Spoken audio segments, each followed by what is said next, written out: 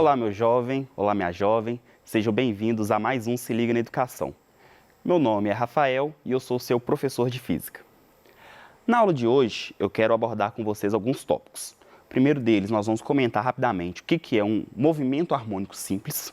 Vamos tratar do que é um período de um sistema, como se calcula o período de um sistema massa-mola. Vamos começar a falar do movimento oscilatório, então vou definir para vocês o que é um pulso e o que é uma onda. Vamos falar das características de uma onda e vamos tratar da equação fundamental da ondulatória. E aí, tratando disso, nós vamos resolver 2 exercícios do Enem que envolvem esse assunto. Bom, o movimento harmônico simples, ele é o movimento periódico de um objeto em torno de uma posição central. Tá? E esse objeto ele é submetido a forças restauradoras. Bom, esse objeto que está em movimento, ele vai estar submetido a uma aceleração, e essa aceleração sempre vai estar apontada para a posição de equilíbrio. E ela vai ser a sua intensidade vai ser proporcional à sua distância. Bom, veja aqui um exemplo aqui de um sistema massa-mola. Eu tenho um objeto, esse objeto ele está preso numa mola e ele vai ficar oscilando de um lado para o outro. Essa oscilação vai estar sempre em uma posição de equilíbrio. Então vamos pensar, estou aqui numa posição de equilíbrio e o meu objeto ele começa a oscilar de uma extremidade até a outra extremidade, certo? Nessa oscilação, nós temos que perceber o seguinte, quando ele está numa extremidade, em uma das extremidades, a sua velocidade vai ser 0. E aí, vamos pensar, ele começa a oscilar do ponto de equilíbrio. Então, ele vai diminuindo a sua velocidade, até que a velocidade do corpo vai ser 0, e aí vai acontecer uma força restauradora, vai puxar esse objeto de volta. Então, ele vai voltar, vai passar pela posição de equilíbrio com a sua velocidade máxima. Só que, por inércia, ele vai continuar se movimentando. Só que nesse caso, ele vai diminuir a velocidade. Então, o corpo, na extremidade, vai ter velocidade 0, ele se aproxima aumentando a velocidade da posição de equilíbrio e começa a se afastar diminuindo a sua velocidade. Quando ele chega na outra extremidade, a velocidade passa a ser 0 e ele volta. Quando ele volta aumentando a sua velocidade até que ele passa de novo pela posição de equilíbrio e por inércia, ele continua o movimento, só que dessa vez diminuindo a velocidade. Então, o que vocês têm que saber no movimento harmônico simples é que o objeto, na posição de equilíbrio, ele vai ter velocidade máxima e nas extremidades, a velocidade vai ser 0. Bom, então olha só para vocês verem aqui nessa imagem. Tem um sistema massa-mola, essa massa na extremidade tem velocidade 0 e a força vai ser máxima. E aí esse objeto ele começa a se movimentar em direção à posição de equilíbrio, e aí nesse caso a velocidade vai aumentando, vai passar pela posição de equilíbrio, certo? Que é a terceira imagem, só que por inércia ele vai continuar se movimentando. Vale lembrar que na posição de equilíbrio a velocidade dele é máxima e a força nesse caso ali vai ser nula. Bom, por inércia então ele continua se movimentando, mas a força agora é apontada para o sentido contrário. Então o objeto está se movimentando para a direita, mas a força está apontada para a esquerda, fazendo com que esse objeto diminua a velocidade. E aí, quando ele chega na outra extremidade, a velocidade dele vai ser nula e ele começa a voltar, até que ele chega de novo na posição de equilíbrio. Bom, e quais são as grandezas envolvidas no circuito, no movimento harmônico simples? São elas amplitude, período e frequência. O que seria a amplitude? A amplitude é a distância entre a posição de equilíbrio e uma das extremidades. Então, vamos supor que o objeto está oscilando de um lado para o outro. A distância da posição de equilíbrio até uma das extremidades a gente chama de amplitude. Então, vamos supor que a distância da posição de equilíbrio até a extremidade seja 20 centímetros. Então, podemos afirmar que a amplitude é 20 centímetros.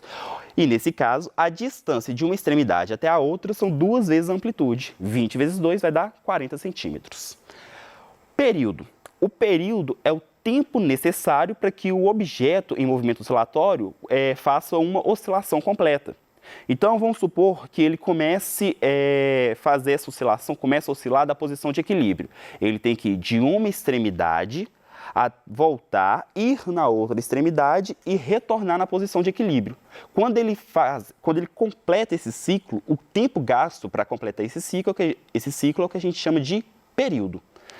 E a frequência é a quantidade de ciclos feitos em um intervalo de tempo, tá? Seria a quantidade de vibrações em um intervalo de tempo. Eu fiz, 5 ciclos em um segundo. Quer dizer, então, que a frequência foi 5 oscilações por segundo. Para calcular o período em um sistema massa-mola, ou seja, um objeto preso em uma mola, nós vamos usar a seguinte equação. Período é igual a 2π vezes a raiz quadrada de m sobre k, onde m vai ser a massa do objeto que está oscilando e o k é a constante elástica da mola. Esse k, ele é uma característica da mola. Quando você for fazer um exercício, ele tem que te informar qual que é o valor desse k, você não é obrigado a saber. Bom, com isso a gente entra no movimento ondulatório. Para a gente falar de movimento ondulatório, eu tenho que definir para vocês o que é um pulso e o que são ondas. Bom, pulso é uma perturbação em um ponto de um meio material e essa perturbação ela vai se propagando ao longo do espaço, transmitindo apenas energia. Bom, então vamos pensar que eu tenho uma corda. Essa corda está esticada e ela está em equilíbrio. Quando eu dou uma vibração nela, dou uma perturbação, eu estou fazendo um pulso. E esse pulso ele vai se propagando pela corda, transportando energia, ele não transporta matéria. Então, se nessa corda eu tiver um pedaço de roupa pendurado, essa roupa ela só vai subir e descer nesse pulso, mas ela não vai para frente igual o pulso vai. Já ondas são vários pulsos periódicos. Tá? Então, onda é uma sequência periódica de pulsos no qual há transporte apenas de energia. Tá? Então, são vários pulsos que se propagam ao longo do meio material. Pode ser uma corda, pode ser a água, pode ser o ar. E vale lembrar que não há transporte de matéria, há apenas transporte de energia. Bom, então olha só para vocês verem nessa imagem aqui. Tem uma corda, na imagem de cima foi gerado um pulso e esse pulso se propaga. Na imagem de baixo são vários pulsos e esses pulsos estão se propagando também. É o que a gente chama de ondas, uma sequência periódica de pulsos. Bom, e essas ondas, elas podem ser transversais ou elas podem ser longitudinais. Ondas transversais, vamos pensar, para eu produzir uma onda, eu tenho que vibrar o meio material. Se eu pensar numa corda, eu estou vibrando a corda para cima e para baixo. A vibração ela está na vertical, só que essa onda ela se propaga na horizontal. Então, quando a direção de vibração for perpendicular à propagação da onda, nós chamamos de ondas transversais. Agora, se a vibração tiver a mesma direção que a propagação, nós chamamos de ondas longitudinais. Um exemplo de ondas transversais são ondas eletromagnéticas, como a luz, ondas em cordas. Agora, um exemplo de ondas longitudinais é o som. Vamos supor que eu estou batendo no tantã, instrumento de tocar pagode. Quando eu bato naquela membrana, a membrana ela empurra o ar e depois ela puxa o ar de novo. Então, vamos ter zonas de compressão do ar e zonas de rarefação do ar. E essas zonas elas vão se propagando ao longo do espaço. Olha só um exemplo. Aquela pulseira parecendo uma mola, a gente pode representar muito bem ondas transversais e ondas longitudinais. Ondas transversais, eu movimento essa pulseira, essa molinha, para cima e para baixo. E na onda longitudinal, eu movimento ela para frente e para trás. Quando é para cima e para baixo, essa onda se propaga na horizontal, então tem ondas transversais. Quando é para frente e para trás, temos ondas longitudinais. Natureza das ondas. Elas podem ser mecânicas e elas podem ser eletromagnéticas. Ondas mecânicas são ondas que precisam de um meio material para poder se propagar. E ondas eletromagnéticas, elas se propagam em um meio material ou no vácuo também. Um exemplo aí de ondas mecânicas são ondas nas cordas, nas águas e o som. Eles precisam de um meio material para se propagar. Já ondas eletromagnéticas, elas se propagam tanto no meio material quanto no vácuo. Por exemplo, a luz, ondas de rádio, micro-ondas, ultravioletas. Bom, características, as propriedades das ondas, né? Nas ondas transversais, nós temos os pontos mais altos e os pontos mais baixos. Os pontos mais altos nós chamamos de crista e os pontos mais baixos nós chamamos de vale. Além disso, nós temos a amplitude, que é uma característica. Para eu produzir uma onda, eu preciso vibrar, eu preciso oscilar algum objeto. E aí a distância da posição de equilíbrio até o ponto mais alto ou até o ponto mais baixo é o que a gente chama de amplitude. Comprimento de onda seria o tamanho da onda. No caso da onda transversal, a gente pega uma crista e um vale, ou então a gente pode medir o comprimento de onda como a distância entre duas cristas ou a distância entre dois vales.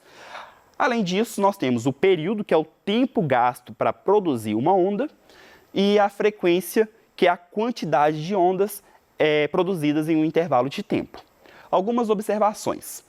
O período é o inverso da frequência. Notem que o período é o tempo gasto para produzir uma certa quantidade de ondas. Já a frequência é a quantidade de ondas produzidas em um intervalo de tempo. Notem que um é o inverso do outro. Então, posso usar uma equação que fala que o período é igual ao inverso da frequência. Além disso, o valor da frequência depende da fonte que está produzindo essa onda. Então, vamos supor que eu estou com uma corda. Eu sou a fonte produtora. Se eu quiser produzir a onda numa frequência mais baixa, depende de mim. Se eu quiser aumentar a frequência, vai depender de mim também. Ou seja, a frequência depende da fonte. Unidades de frequência e período. A unidade do período no sistema internacional vai ser o segundo. E a unidade de frequência vai ser 1/segundo, uma oscilação por segundo. Só que nós vamos chamar de Hertz, em homenagem a um físico chamado Heinrich Hertz. E aí a gente entra na parte de velocidade da onda. É a rapidez com que essa onda se propaga no espaço. E essa velocidade, ela depende do meio de propagação, tá? Por exemplo, o som, ele se propaga. Essa propagação vai ter uma velocidade que depende do meio onde ele está se propagando. A gente pode ver aí que no ar, o som se propaga a uma velocidade de 340 metros por segundo. Já se esse som se propagar na água, ele vai se propagar mais rápido, com uma velocidade de 1.480 metros por segundo, aproximadamente. Se eu passar esse som para o alumínio, numa substância de alumínio, essa velocidade ela aumenta, vai ser de 4.420 metros por segundo. E aí, sabendo que a frequência depende da fonte e a velocidade depende do meio, nós chegamos na equação fundamental da ondulatória, que fala que velocidade é igual ao comprimento de onda vezes a frequência. Eu, particularmente, não gosto de deixar essa equação assim, porque dá a entender que a velocidade depende do comprimento de onda e depende da frequência. É só uma relação. Mas a gente sabe que a velocidade depende do meio e a frequência da fonte. Então, eu gosto de deixar isolado o comprimento de onda. E gosto de deixar que o comprimento de onda é igual à velocidade sobre a frequência. Sabendo da equação fundamental da ondulatória, a gente faz uma questão do Enem. O sonorizador é um dispositivo físico implantado sobre a superfície de uma rodovia, de modo que provoque uma trepidação e ruído quando da passagem de um veículo sobre ele, alertando para uma situação atípica à frente, como obras, pedágios ou travessia de pedestres. Ao passar sobre os sonorizadores, a suspensão do veículo sofre vibrações que produzem ondas sonoras, resultando em barulho peculiar. Considere o veículo que passe com velocidade constante igual a 108 km por hora sobre um sonorizador, cujas faixas são separadas por uma distância de 8 centímetros. A frequência de vibração do automóvel percebida pelo condutor durante a passagem nesse sonorizador é mais próxima de... Então, ele te deu alguns dados e ele está te perguntando qual que é o valor da frequência. Bom, para a gente calcular a frequência, vamos primeiro entender a situação do exercício, né? Eu tenho um veículo que está se movimentando a uma velocidade de 108 km por hora e ele vai passar por sonorizadores espaçados entre si de 8 centímetros. Bom, a primeira coisa que a gente vai fazer é transformar as unidades envolvidas para o Sistema Internacional de Unidades, por SI. Bom, a velocidade está em quilômetros por hora. Eu tenho que passar ela para metros por segundo. Para isso, eu divido o valor da velocidade por 3,6. Então, a velocidade vai ser 108 km por hora dividido por 3,6, que vai dar 30 metros por segundo. Além disso, nós temos que passar a distância entre os sonorizadores, que está em centímetros, para metro, porque o metro é a unidade do sistema internacional. E aí, para fazer isso, a gente divide por 100. 8 dividido por 100 vai dar 0,08 metros. E aí a gente chega numa nova situação do exercício. É a mesma, porém com as unidades diferentes. Então o veículo ele se movimenta com uma velocidade de 30 metros por segundo e os espaços entre os sonorizadores vai ser de 0,08 metros. Bom, e ele quer saber a frequência. Nós vamos usar a equação fundamental da ondulatória. A gente vai considerar o comprimento de onda como sendo o espaço entre os sonorizadores. E aí nós vamos usar a equação. Comprimento de onda é igual a velocidade sobre a frequência. Só que como eu quero saber a frequência, nós vamos pegar então velocidade, a frequência vai ser igual a velocidade dividido pelo comprimento de onda. Então vai ser 30 dividido por 0,08, fazendo essa conta, vai dar 375 Hz, que vai ser a alternativa letra C. Com isso a gente faz também uma outra questão do Enem. Uma manifestação comum das torcidas em estádio de futebol é a ola mexicana. Os espectadores de uma linha, sem sair do lugar e sem se deslocarem lateralmente, ficam de pé e se sentam, sincronizados com os da linha adjacente. O efeito coletivo se propaga pelos espectadores do estádio, formando uma onda progressiva conforme a ilustração. Então tá aí a ilustração. Calcula-se que a velocidade de propagação dessa onda humana é de 45 km por hora e que cada período de oscilação contém 16 pessoas, que se levantam e se sentam organizadamente distanciadas entre si por 80 centímetros. Nessa ola mexicana, a frequência da onda em Hertz é um valor mais próximo de... Então ele te deu alguns dados e ele te pergunta qual que é o valor da frequência. Bom, primeiramente, o comprimento de onda ele é calculado através da distância entre o primeiro e o último torcedor. Como o exercício falou que são 16 torcedores, vamos pensar, eu tenho 4 dedos. Quantos espaços entre os dedos? São 3. Ou seja, o número de espaços vai ser 1 a menos do que a quantidade de torcedores. Então, como eu tenho 16 torcedores, eu vou ter 15 espaços entre eles e esse espaço vai ser de 80 centímetros, que é 0,8 metros. Então, para calcular o comprimento de onda, eu vou multiplicar 0,8 vezes 15. E 0,8 vezes 15 vai dar um total de 12 metros. Então, sabemos aí o comprimento de onda, que vale 12 metros. E agora a gente vai converter a unidade de velocidade dessa onda, de 45 km por hora para metro por segundo. Para fazer isso, a gente divide esse valor por 3,6. E aí vai ficar 45 dividido por 3,6, que vai dar 12,5 metros por segundo. Então, a gente sabe o valor do comprimento de onda, a gente sabe o valor da frequência, e aí, com isso, nós conseguimos calcular o valor da frequência, usando a equação fundamental da ondulatória, que fala o seguinte: o comprimento de onda vai ser a velocidade sobre a frequência. Frequência é igual a velocidade sobre o comprimento de onda. Então, a frequência vai ser a velocidade, que vai ser 12,5, que a gente calculou no slide anterior, 45 dividido por 3,6 dá 12,5, dividido pelo comprimento de onda, que nós achamos de 12 metros. Fazendo essa divisão, vai ser 12,5 dividido por 12, que vai dar aproximadamente 1,04 Hz. Então, o valor mais próximo da frequência vai ser de 1 Hz, que dá a alternativa C. Bom, pessoal, a gente fica por aqui. Agradeço a participação de vocês, mandem as suas perguntas e até a próxima, se Deus quiser.